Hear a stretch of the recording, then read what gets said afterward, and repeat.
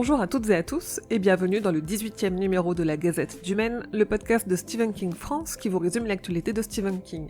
Je suis Émilie et je suis très heureuse de vous emmener avec moi en balade dans le Maine pour vous conter les nouvelles informations depuis le 22 juillet.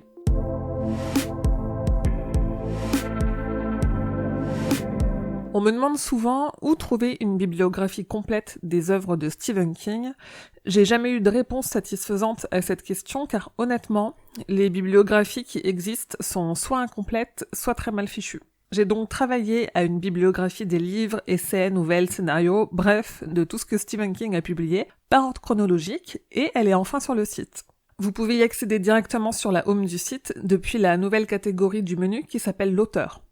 Marche ou crève est sorti en livre audio. C'est Audible qui vous propose ce roman de Stephen King, lu par Eric O'Brien, qui vous tiendra pendu à ses lèvres pendant près de 8h30.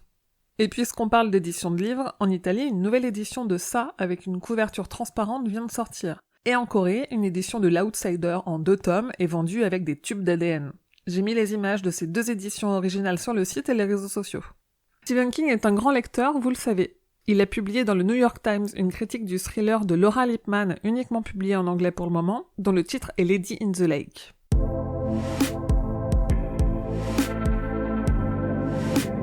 On commence cette chronique sur les adaptations de King avec une grosse partie sur Ça, chapitre 2. Le film sort bientôt et est au cœur de l'actualité. J'ai beaucoup de choses à vous dire, tendez bien l'oreille. La première grande nouvelle, c'est que la sortie au cinéma en France a été avancée d'1 semaine. Warner a décidé de réduire le décalage entre la sortie américaine le 6 septembre et la sortie française initialement prévue pour le 18. Donc à vos agendas, rendez-vous en salle pour Ça chapitre 2 le 11 septembre.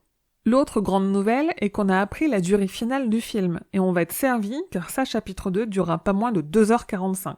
Pas loin d'un record pour un film de genre. Le réalisateur Andrés Muschietti a dit que cette longueur n'avait en rien gêné les personnes qui ont déjà vu le film. D'ailleurs, Stephen King fait partie de ceux-ci, et visiblement il a aimé, puisqu'il a tweeté que c'était épique, et ce malgré les changements visiblement, sur lesquels le réalisateur s'est exprimé dans une interview. À première vue, pas d'énormes changements entre le livre et le film, mais plutôt des raccourcis. Des raccourcis qui n'ont pas empêché d'avoir une première version du film de 4 heures. Andrés Muschietti a fait le choix d'en couper plus d'1 heure pour le résultat final, ce qui a donné l'occasion à la productrice, sa sœur Barbara, d'annoncer une director's cut pour le chapitre 2, alors que celle qui avait été annoncée pour le chapitre 1 n'a pour le moment pas encore vu le jour. On a appris que le film sera rated R aux États-Unis, c'est-à-dire que les enfants de moins de 17 ans devront être accompagnés pour le voir. Jusque-là, rien de surprenant, beaucoup de films, même qui ne sont pas des films d'horreur, sont rated R aux US. Ce qui est plus intéressant, ce sont les raisons de cet avertissement, alors que Ça, chapitre 1 était rated R pour violence, horreur, images sanglantes et langage, le chapitre 2 le sera pour contenu violent perturbant et images sanglantes en quantité, langage et contenu à caractère sexuel brut. On a eu plusieurs nouvelles images de Ça, chapitre 2. Pas de nouvelle bande-annonce à proprement parler, puisque la bande-annonce finale est déjà sortie, mais tout de même un trailer de 2 minutes 30 qui fait office de making-of et qui nous permet de voir les acteurs sur le tournage, les acteurs en interview, mais aussi et surtout Stephen King sur le tournage de Ça 2. Toujours côté nouvelles images, on a vu l'affiche officielle du film pour la France qui franchement ne casse pas 3 pattes à un canard, et 3 nouvelles photos ont été dévoilées, une de Bev en mauvaise posture, une de Gripsou au Palais des Glaces et une du Club des Ratés réunis au restaurant chinois. Dans un spot coréen, on a aussi aperçu une nouvelle scène, celle où Richie se fait attaquer par la statue de Paul Bunyan à Derry. Sauf que ça n'a pas l'air de se passer exactement comme dans le livre, on a un premier changement ou premier raccourci. Je voudrais pas trop en dire ici, donc je vous invite à aller jeter un œil à mon article sur le site. Aux États-Unis, le premier chapitre sort au cinéma avec, à la fin du générique, 8 minutes inédites du film. D'ailleurs, cette scène de 8 minutes a fuité sur Reddit. Elle est disponible en qualité médiocre, mais elle est quand même bel et bien en ligne. Il s'agit en fait d'une scène qui a déjà été montrée 2 fois à la San Diego Comic Con, celle du début des retrouvailles au restaurant chinois. En tout cas, Warner met le paquet et a prévu à Hollywood, durant le mois d'août, une expérience immersive de 40 minutes au cœur de la Funhouse de la fête foraine de Derry. Cette expérience gratuite, mais sur réservation, est tout de même interdite aux moins de 17 ans. Et à Londres, le relais sera pris dès le 31 août, avec non pas une funhouse, mais un souterrain de 3 km² et 9 salles avec des expériences immersives terrifiantes sur les traces du Club des Ratés et de Gripsou. En France, on n'a rien, et honnêtement le silence de Warner France est inquiétant à presque un mois de la sortie. Même pas une avant-première à se mettre sous la dent. Certains cinémas prennent le devant et organisent des soirées spéciales avec animation, lot à gagner, diffusion des 2 films d'affilée. Je vous ai tout compilé dans un article sur le site, et si vous repérez des événements près de chez vous, n'hésitez pas à me les envoyer. Et enfin, pour terminer sur ça 2, j'organise sur Twitter, Instagram et Facebook un concours pour gagner le DVD du premier film. Vous avez jusqu'au 14 août pour participer.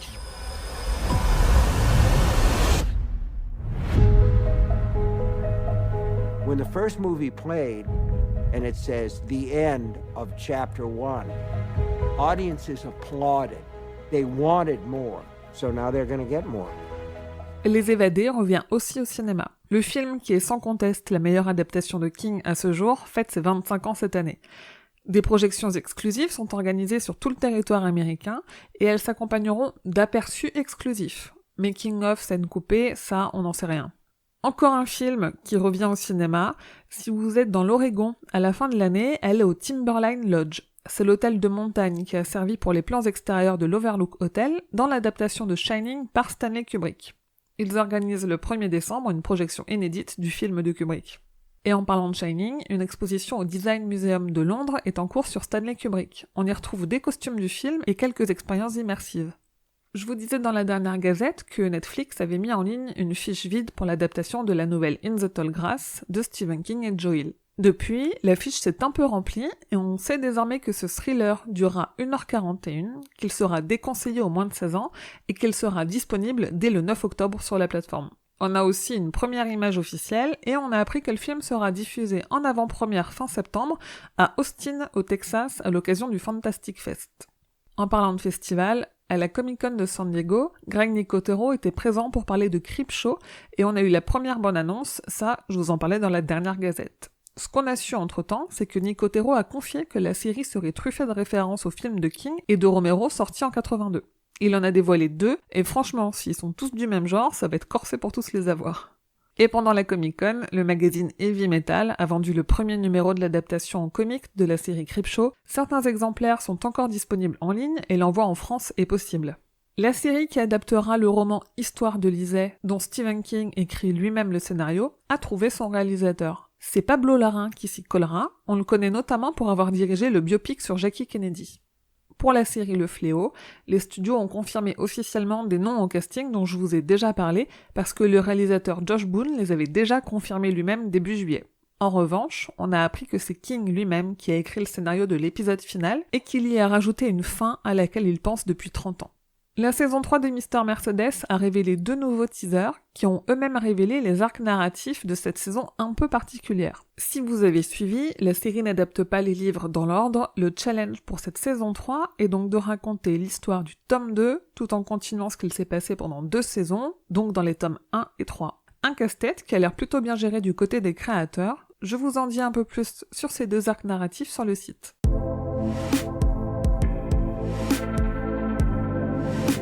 Désormais sur Facebook, vous pouvez décorer votre photo de profil avec Stephen King et Molly ou avec un Gripsou grimaçant grâce aux créations que l'illustratrice Dulca Mara a faites spécialement pour Stephen King France. Il vous suffit d'aller modifier votre photo de profil et chercher parmi les décors Stephen King France et vous n'avez plus qu'à choisir. Le groupe de musique Korn a sorti le clip vidéo de leur titre You'll Never Find Me, et en plus d'y jeter une oreille, je vous invite à aller jeter un œil, car il devrait vous faire penser à une nouvelle de Stephen King, et notamment une qui a été adaptée dans le film Creepshow en 82.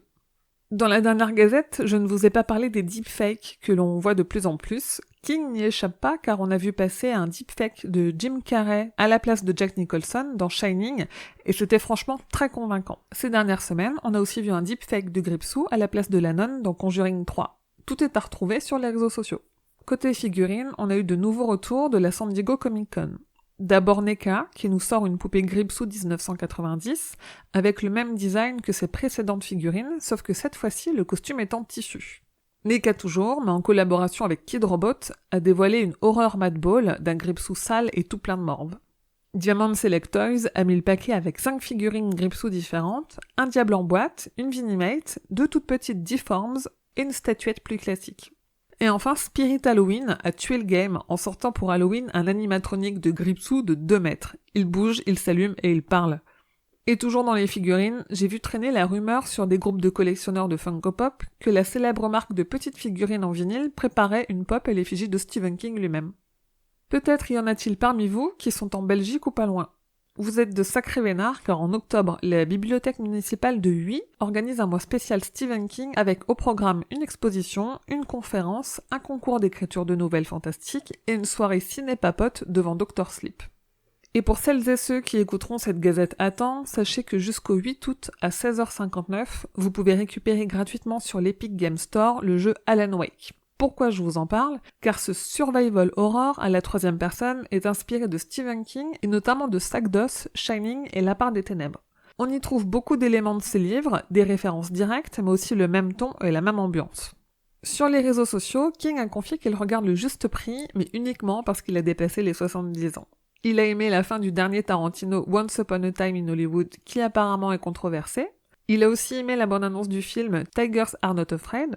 Et surtout, il a avoué avoir spontanément applaudi au début du générique de Véronica Mars, dont il est visiblement fan.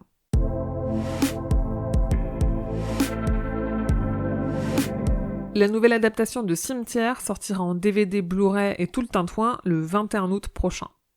Et le 28 août, c'est Audiolib qui sortira la version livre audio du roman Cimetière de Stephen King, lu par Julien Châtelet, le même qui avait lu Shining.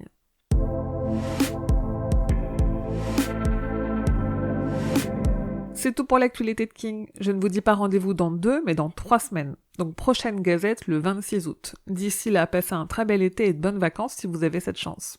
Profitez-en pour laisser des petites étoiles sur iTunes, des commentaires gentils de préférence et pour recommander la gazette à vos proches.